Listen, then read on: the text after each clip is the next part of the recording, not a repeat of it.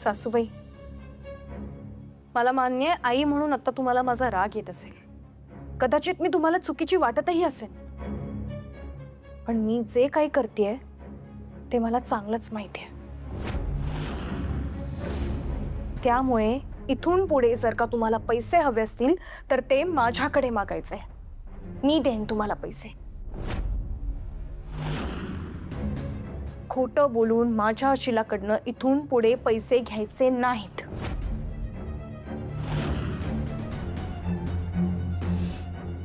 हात जोडून विनंती करते मी तुमच्या पुढे शेवटची, माझ्या कामामध्ये इथून पुढे ढवळाढवळ करायची नाही, प्लीज।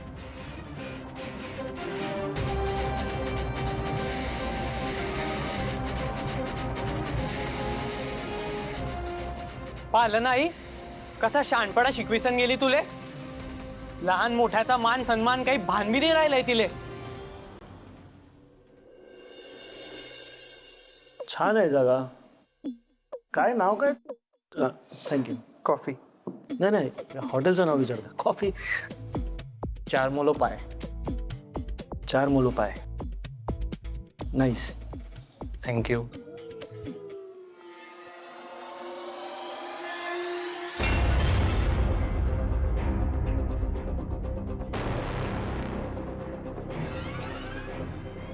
दिसतंय ते। काय बोलायचं आहे का? मग बोला ना। आय एम शुअर तुम्ही मला फक्त कॉफी पिण्यासाठी नाही बोलवले, ते बोला। सर,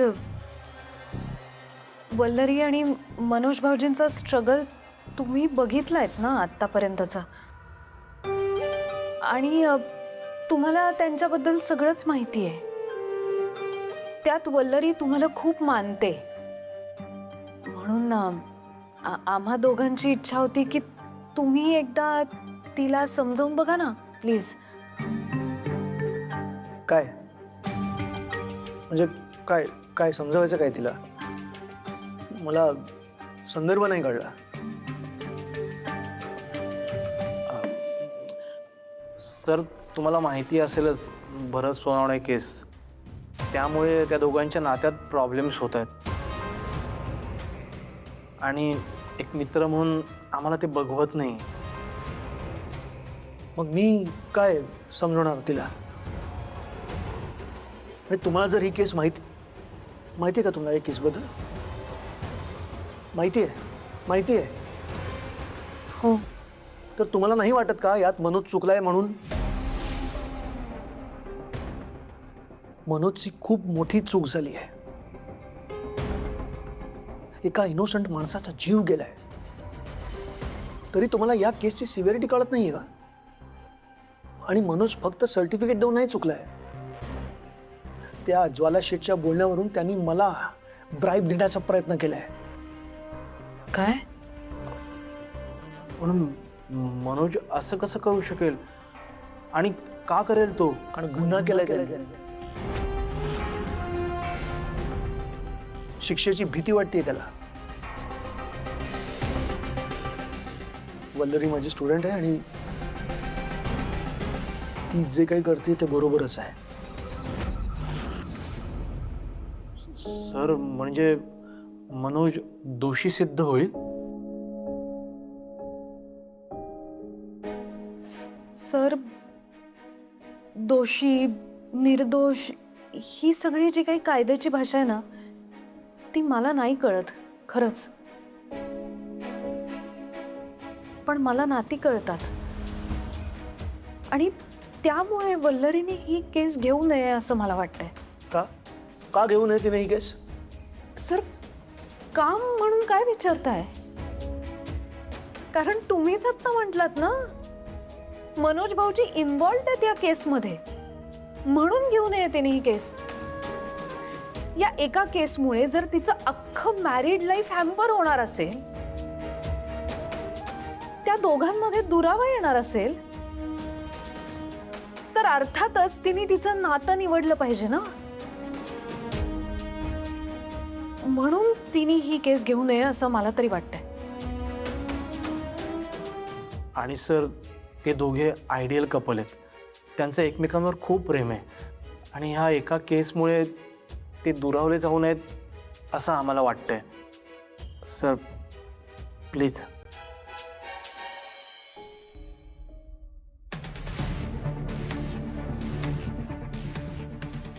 नानावटी सर, कायद्याच्या दृष्टीने बघायला गेलं तर कदाचित मी चुकीचं बोलत असे नाही, पण मला माहिती आहे वल्लरी ना तुमच्या बहिणीसारखी आहे. त्यामुळे प्लीज एक वकील म्हणून नाही पण तिचा मोठा भाऊ म्हणून विचार करा ना एकदा. मी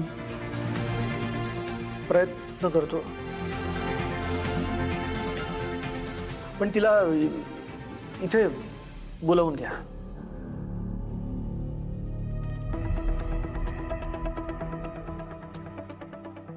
नाही इथे बोलवू शकतो आपण, पण तुम्ही घरी नाही का जाणार त्याच्या?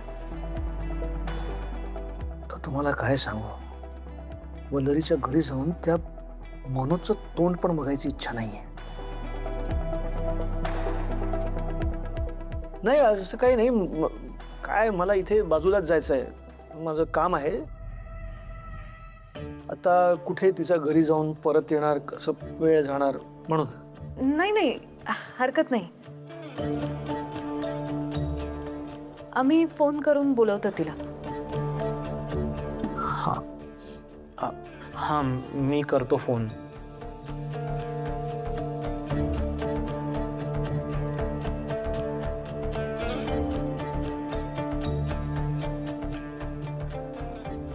स्वामी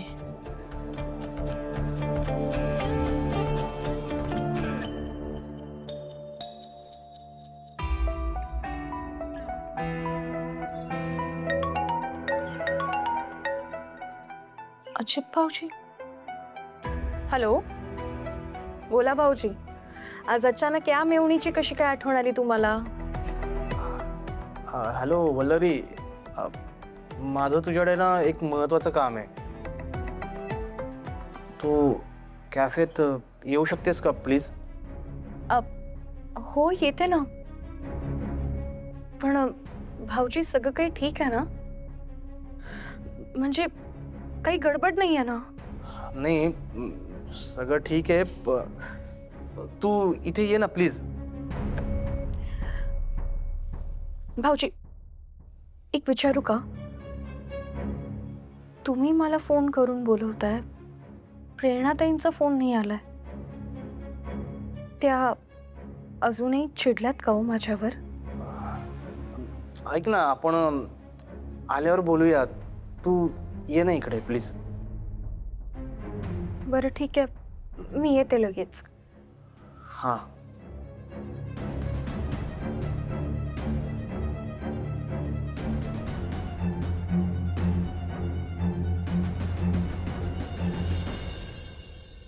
थँक्यू वल्लरी, तू एका फोनवर आलीस. ॲक्च्युली तुझं आणि नानावटी सरांचं बोलणं करून द्यावं असं आम्हाला वाटत होतं.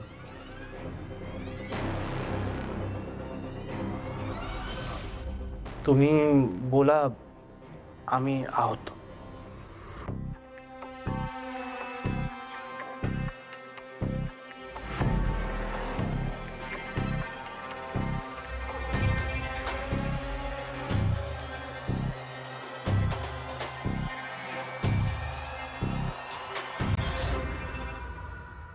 सर, आपल्याला दोघांना इथे बोलवलंय, यावरनं विषय काय असू शकतो याचा अंदाज आलाय मला.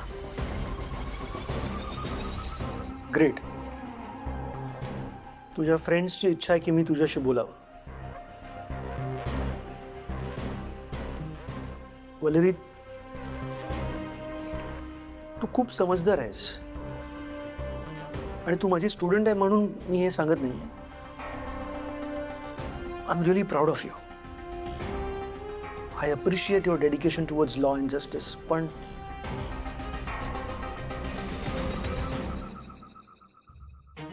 दुसऱ्याला न्याय देण्यासाठी कोणी आपल्या घरात आग नाही लावत का? सर, हे तुम्ही बोलताय? अहो, तुम्हीच आम्हाला शिकवलंय ना, न्यायापेक्षा मोठं काहीच नसतं. आणि sir, we are public servants. लोकांना न्याय मिळवून देणं ही आपली जबाबदारी आहे. सर, पर्सनल लाईफचा प्रश्नच कुठे येतो यामध्ये? हो, पण आपल्याला आपलं वर्क लाईफ आणि पर्सनल लाईफ म्हणजेच काम आणि घर हे वेगळं ठेवता आलं पाहिजे. मान्य आहे मला सर, पण माझी वकिली माझ्यासाठी फक्त जॉब कधीच नव्हती. सर, माझा काळा कोट मला नेहमी माझ्या कर्तव्याची जाणीव करून देतो. हो वल्लरी, पण या केसमध्ये तत्वांवर चालताना खूप त्रास होईल तुला.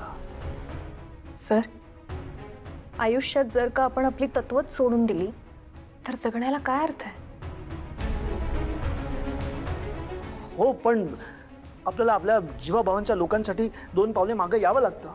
आयुष्यात जर का तीच माझी जीवाभावाची माणसं माझ्यासाठी 2 पावलं पुढे आली तर तसं ते करूच शकतात ना.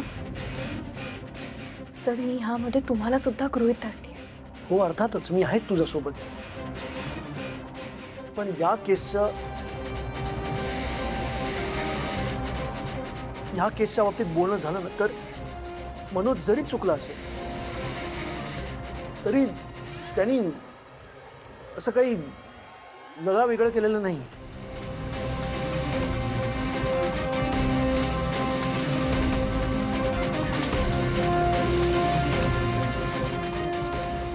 सर, मला समजतंय माझ्या संसारामध्ये काही प्रॉब्लेम येऊ नयेत म्हणून तुम्ही ह्यांची बाजू घेताय. पण एक गोष्ट आज तुम्ही विसरताय सर. पोलीस, वकील, शिक्षक आणि डॉक्टर हे काही असे पेशे आहेत ज्यांना सामान्य जनता देव म्हणून पाहते. आणि देवाला चुकीचं वागण्याची परवानगी कधीच नसते सर. माफ करा मला, पण मी न्यायापासून मागे हटणार नाहीये.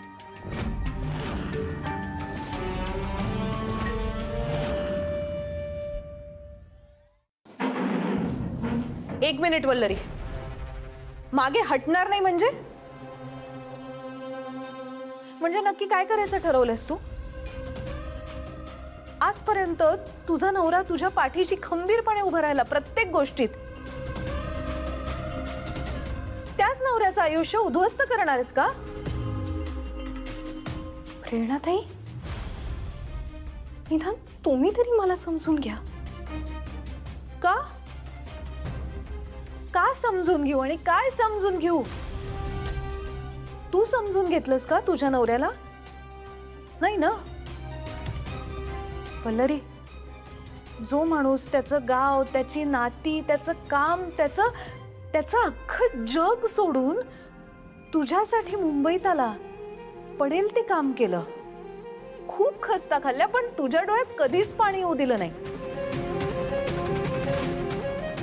त्या माणसाच्या विरोधात उभी राहतेस तू आज. वल्लरी, तू काय करतेस याचं भान नाहीये तुला. प्रेरणाताई, मी सुद्धा माझ्या याच मनोजना शोधते.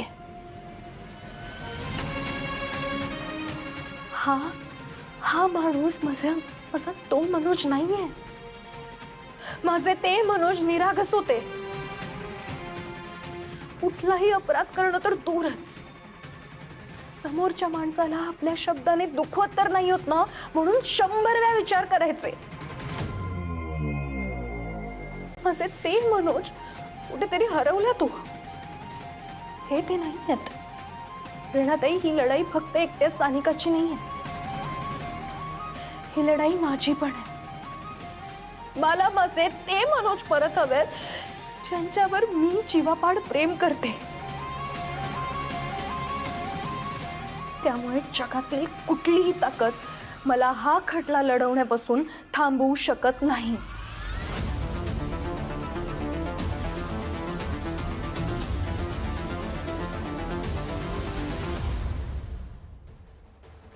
तुझ्यासारखी स्टुडंट घडवल्याचा मला अभिमान आहे वल्लरी. जोपर्यंत तुझ्यासारखे वकील बनत राहतील या देशातला कायदा आणि न्याय अबाधित राहील.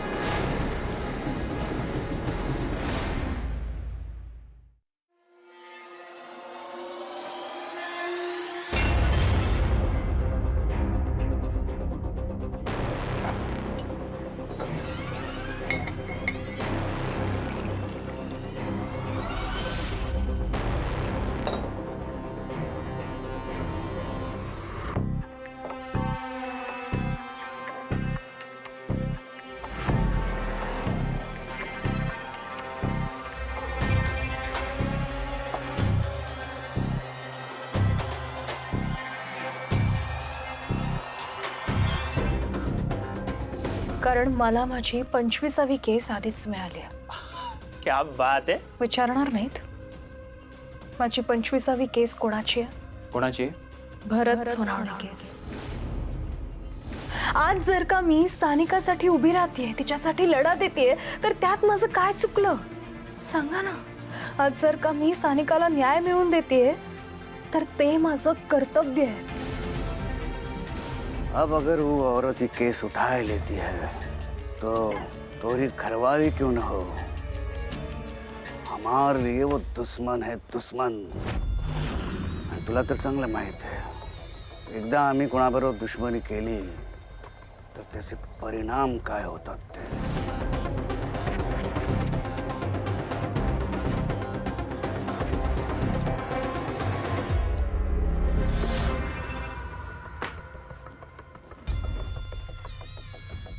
म्हण्या असा डोक्याला हात लावी संगा बरं बसलाय.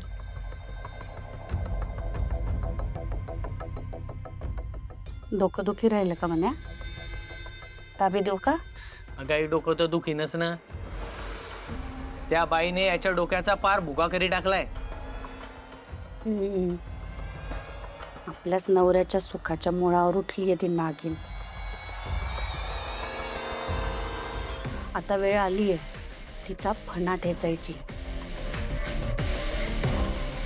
म्हण्या तुझा हिसका दाखल दे तिला.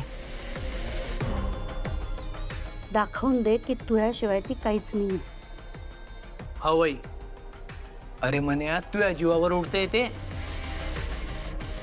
आणि अन्यायाविरुद्ध लढते असं सांगते गावाले. अरे तू तिची लायकी दाखवून दे ना तिले. तू यामुळे मोठी झालीये ते. आम्ही जरा काही बोललो ना की तुला तर आमचाच राग येतो, आमचंच तोंड दिसतं. त्यामुळे ना तिला ना घरच्यांची किंमत राहिली आहे ना नवऱ्याची. बरोबर आहे. त्याच्यामुळे म्हण्या आता तिले धडा शिकवच तू. आई बास. वल्लरी आणि माझ्यामध्ये जो काय प्रॉब्लेम आहे तो आमचा पर्सनल प्रॉब्लेम आहे. अरे त्यात तू किंवा घरातले इतर कोणी नाक खुपसलेलं मला नाही चालणार.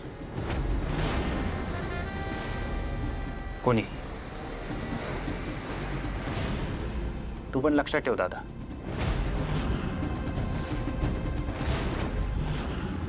अरे म्हण्या विषय संपला.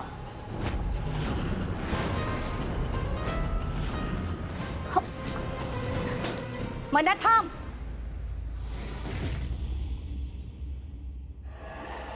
म्हणजे आम्ही कोणीच नाही का तू आहे? हा,